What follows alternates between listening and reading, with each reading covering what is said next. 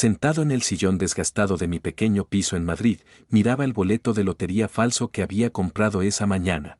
No era más que un trozo de papel, pero en mis manos temblorosas parecía la llave para desentrañar la verdad sobre mi familia.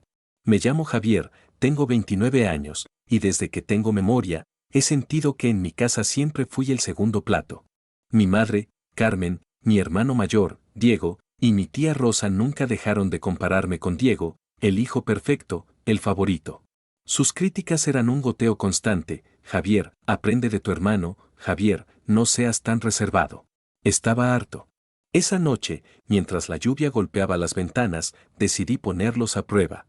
Si les decía que había ganado 10 millones de euros en la lotería, ¿me querrían más o solo querrían mi dinero? La idea me revolvió el estómago, pero no podía seguir viviendo con esa duda. Con un programa de diseño, fabriqué una carta oficial de la lotería, llena de sellos y firmas falsas.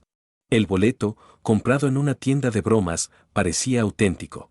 Todo estaba listo para la cena familiar del viernes. Cuando llegué a casa de mi madre, el olor a cocido madrileño llenaba el aire. Carmen, con su delantal de siempre, me dio un abrazo rápido antes de volver a la cocina. Diego, con esa sonrisa de superioridad, me palmeó el hombro. Rosa, con un vaso de vino en la mano, hablaba sin parar de su negocio.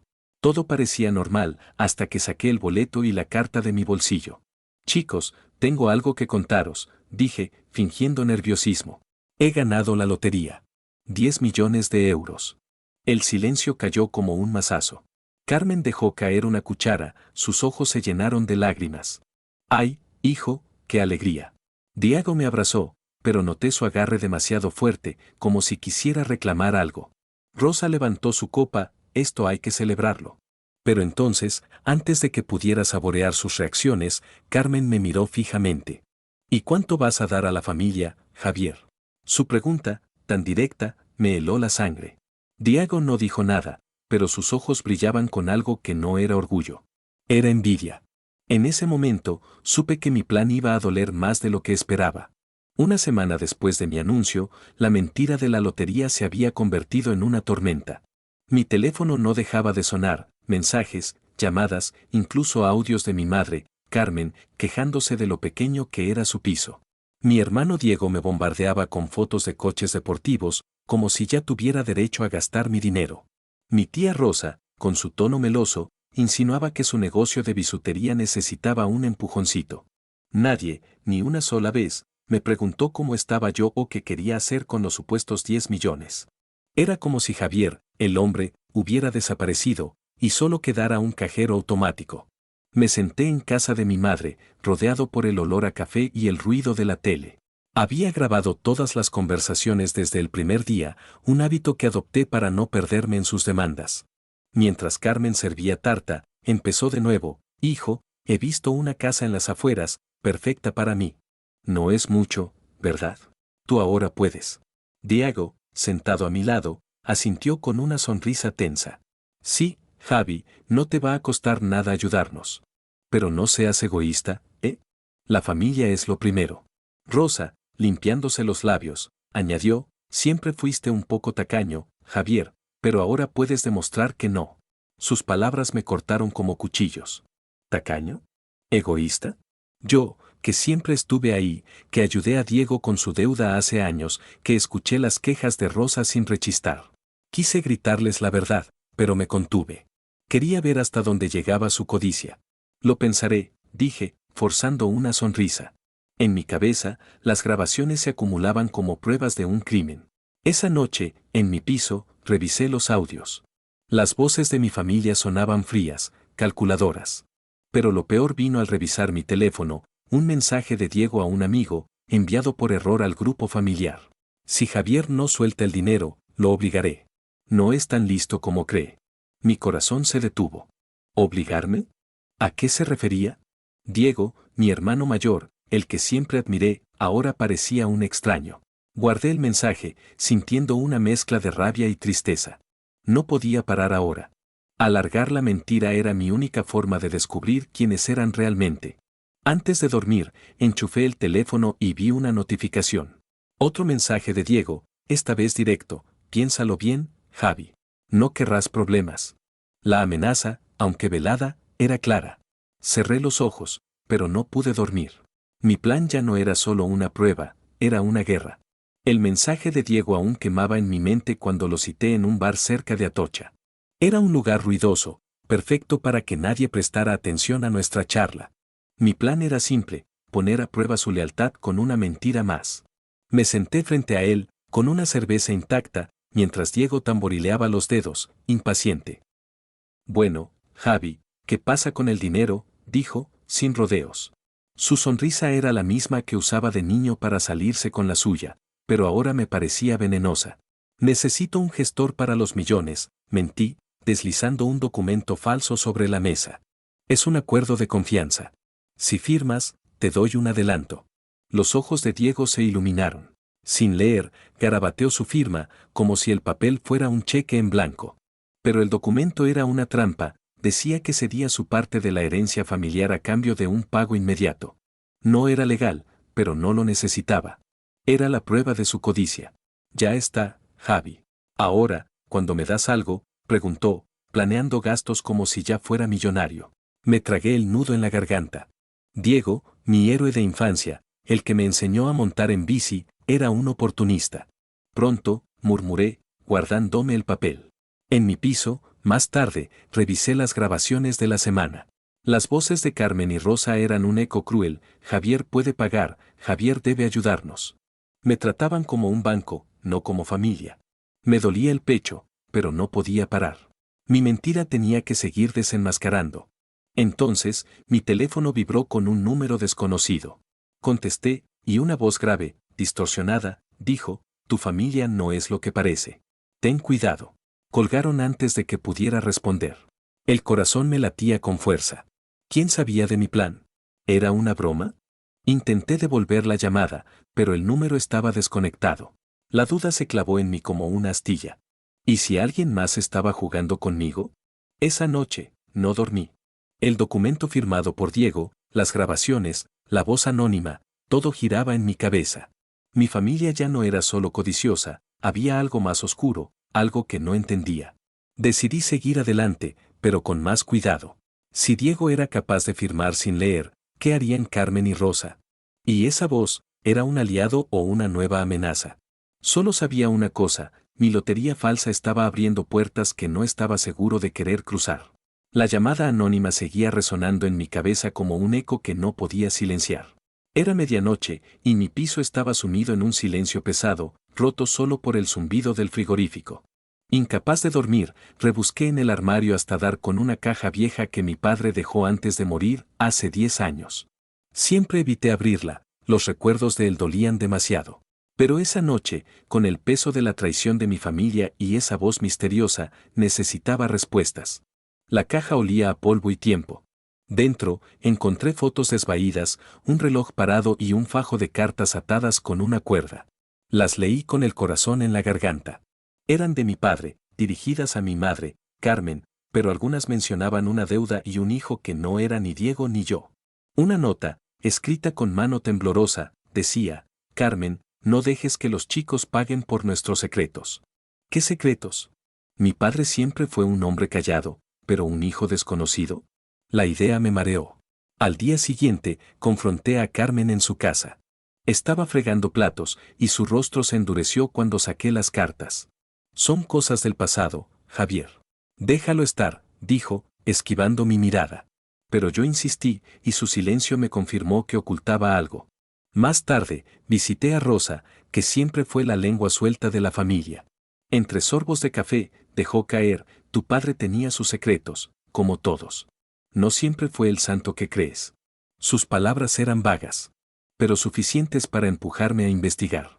En el registro civil, tras horas de espera, encontré un certificado de nacimiento: Luis García, nacido 3 años antes que yo, hijo de mi padre y una mujer desconocida. Un medio hermano. Mi mundo se tambaleó. ¿Por qué nunca me lo contaron? La lotería falsa, mi plan para probar a mi familia, ahora parecía un juego de niños comparado con esto. Busqué a Luis en internet, y tras varios intentos, di con un número. Le escribí un mensaje, presentándome como el hijo de nuestro padre. No esperaba respuesta, pero esa noche, mi teléfono vibró. Sé quién eres, Javier. Y sé lo que hicieron con el dinero de papá, decía el mensaje de Luis. Mi pulso se aceleró. ¿Dinero? ¿Qué habían hecho Carmen y Diego? La caja de mi padre, la voz anónima, las evasivas de mi madre, todo empezaba a encajar, pero de una forma que me aterraba. Decidí contactar a Luis, aunque algo en mi interior me advertía que conocerlo cambiaría todo. Mi lotería falsa había abierto una puerta, pero lo que había al otro lado no era solo codicia. Era un pasado que mi familia había enterrado y yo estaba a punto de desenterrarlo. El mensaje de Luis me dejó sin aliento, pero no podía esperar más. Concertamos vernos en una cafetería a las afueras de Madrid, un lugar discreto con mesas de madera gastada y el aroma a café recién hecho. Llegué temprano, con los nervios a flor de piel, y me senté junto a la ventana, observando a cada cliente que entraba. Cuando Luis apareció, supe que era él al instante. Tenía los ojos de mi padre, esa mirada profunda y cansada, pero su rostro estaba marcado por una vida dura. Era mayor que yo, 35 años, vestido con una chaqueta sencilla y una expresión de cautela. Javier, dijo, extendiendo la mano. Su voz era grave, con un dejo de amargura. Nos sentamos, y tras un silencio incómodo, Luis fue directo: Carmen y Diego me borraron de la herencia de nuestro padre. Mintieron sobre mí, me hicieron desaparecer. Contó que, tras la muerte de papá, Carmen aseguró que Luis no existía, y Diego, con la ayuda de Rosa, falsificó documentos para quedarse con todo. Me amenazaron para que no reclamara nada, añadió, apretando los puños. Diego llegó a buscarme una noche, diciéndome que me arrepentiría si abría la boca. Sentí un escalofrío. Diego, mi hermano, no solo era codicioso, era capaz de intimidar para proteger su parte. Le conté a Luis mi plan de la lotería falsa, como había fingido ganar 10 millones para probar a mi familia. Él soltó una risa amarga. Hiciste bien, Javier. Te habrían desplumado como a mí. Pero su tono cambió al advertirme: Diego es peligroso. No lo subestimes. Si cree que tienes ese dinero, no parará. Sus palabras pesaron como plomo. Mi mentira, que empezó como un juego, ahora me ponía en la mira de alguien que ya había cruzado líneas oscuras. Luis me miró fijamente. ¿Por qué me buscaste? ¿Qué quieres de mí?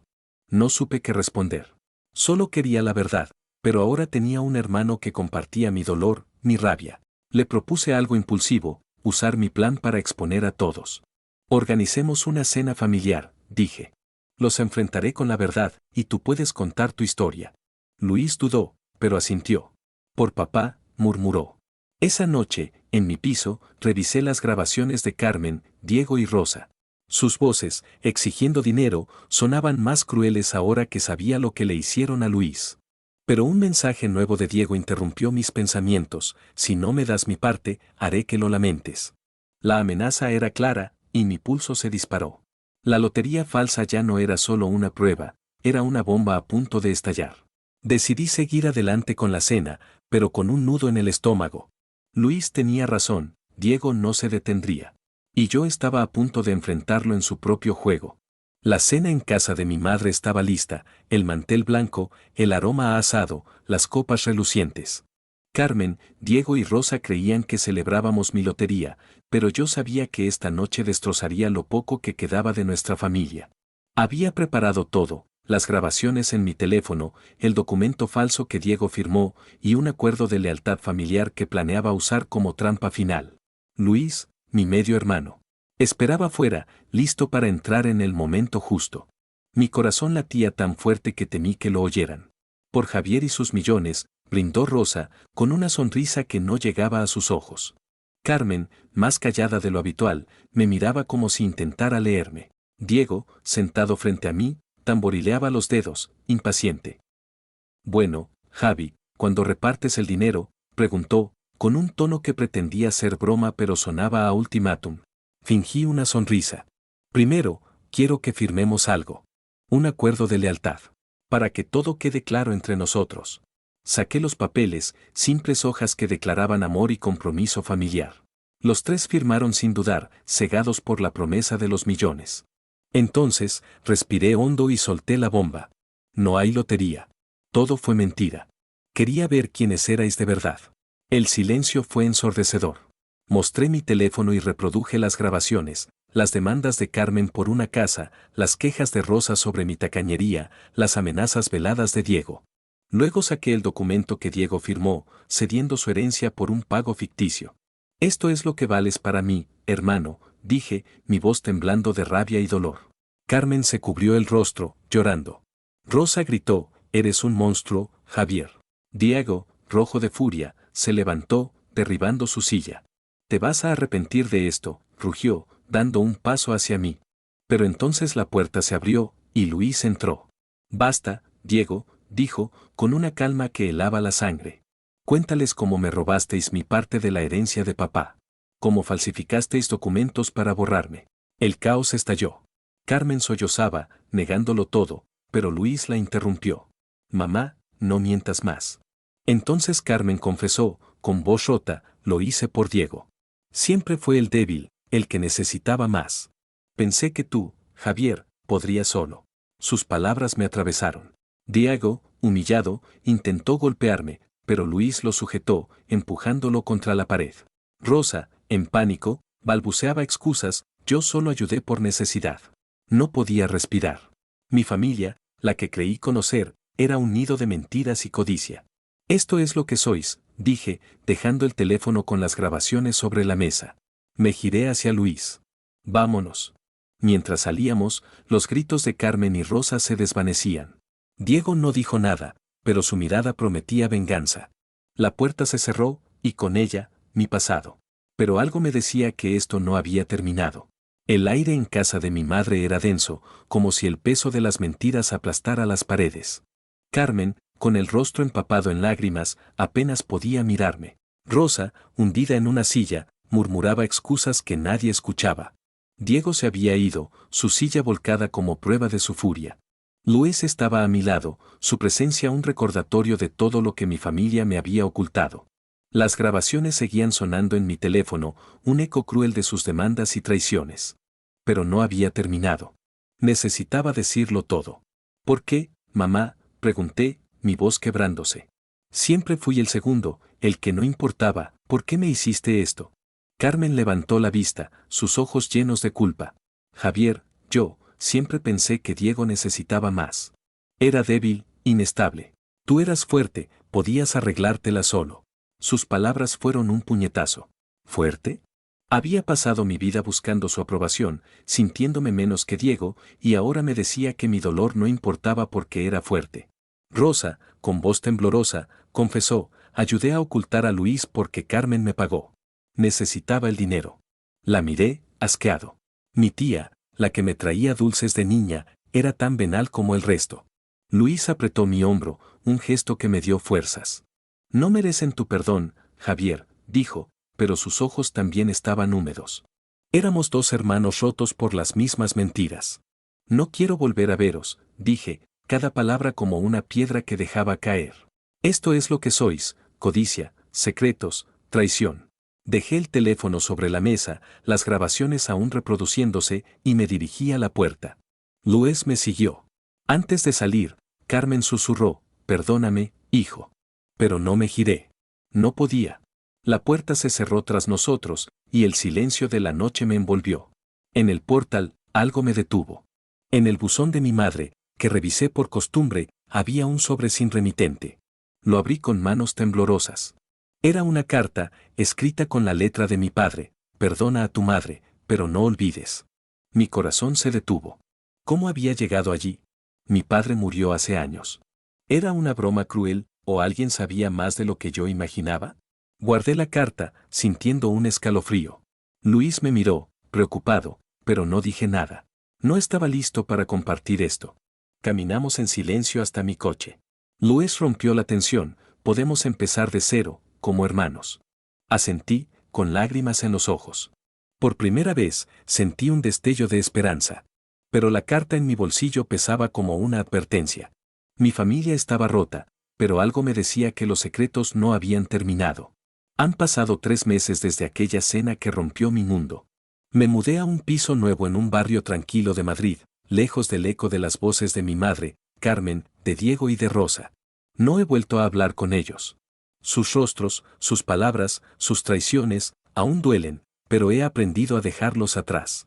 Mi vida ahora es más simple, trabajo, café por las mañanas, paseos nocturnos.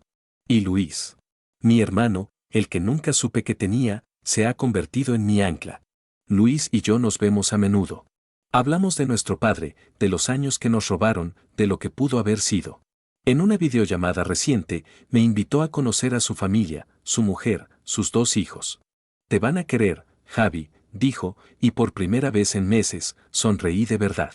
La lotería falsa, aunque me destrozó el corazón, me dio algo que nunca tuve, un hermano. Pero también me enseñó una verdad amarga, la familia no siempre es lo que parece. La carta de mi padre sigue en un cajón.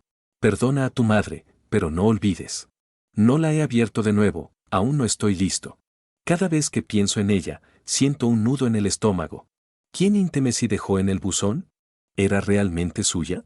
Es un misterio que no sé si quiero resolver. Pero esta mañana, mientras ordenaba mi escritorio, encontré algo que me heló la sangre, un sobre anónimo, deslizado bajo mi puerta. Dentro, un boleto de lotería. No falso, como el que usé para mi plan, sino real, con la fecha de hoy. Lo sostuve con manos temblorosas. ¿Era una coincidencia? ¿Alguien sabía de mi mentira desde el principio? La idea me estremeció. ¿Diego, buscando venganza? ¿Carmen, intentando manipularme? ¿O algo más oscuro, conectado a la carta de mi padre? No lo sé. Por ahora, el boleto está en mi escritorio, un recordatorio de que los secretos tienen un modo de encontrarme. Tal vez lo juegue. Tal vez no. Pero una cosa es segura, he aprendido a no confiar en las apariencias.